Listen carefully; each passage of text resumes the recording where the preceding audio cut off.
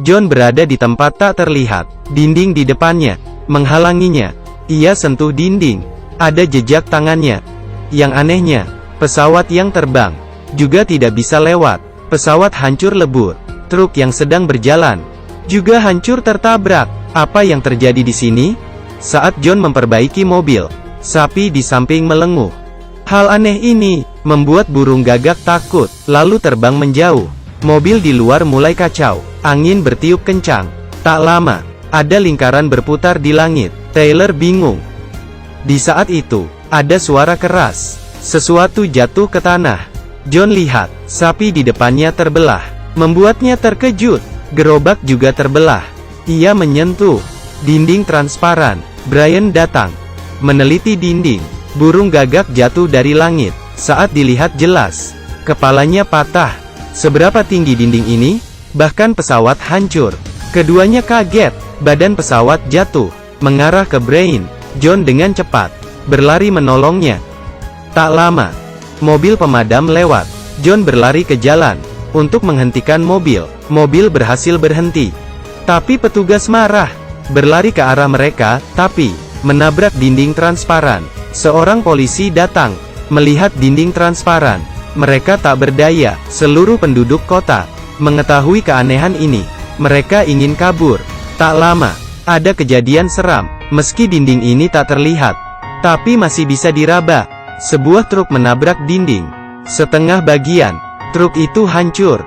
Kejadian ini membuat wanita itu pingsan, kejang-kejang. Lalu berkata, wanita itu ketakutan. Masih banyak hal aneh lagi. Tentara datang, menggunakan poligraf, menyemprot air. Tapi cara ini tidak berguna. Malam hari, dinding membentuk penutup.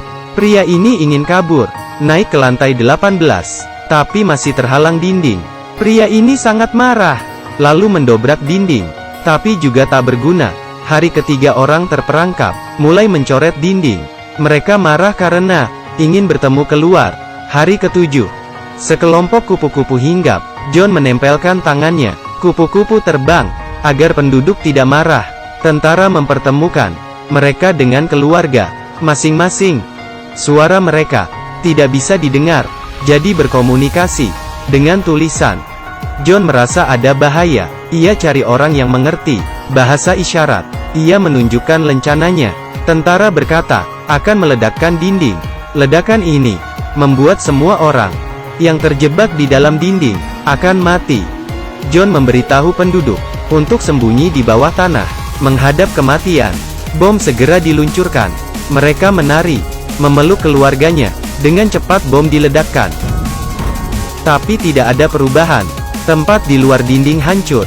Ada sesuatu di tanah. Keduanya melihat. Ada sebuah bola besar. Terdengar ada suara dari dalam. Brian sangat penasaran.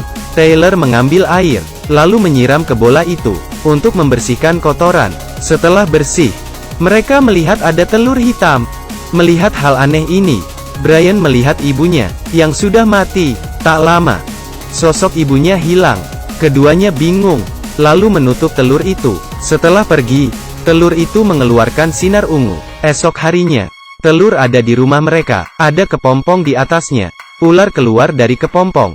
Dengan cepat, ulat itu menjadi kupu-kupu. Kupu-kupu menabrak dinding. Dinding itu berubah jadi hitam. Kupu-kupu mati. Dinding di luar perlahan jadi hitam, menutupi kota. Demi menyelamatkan kupu-kupu, mereka meletakkan tangan.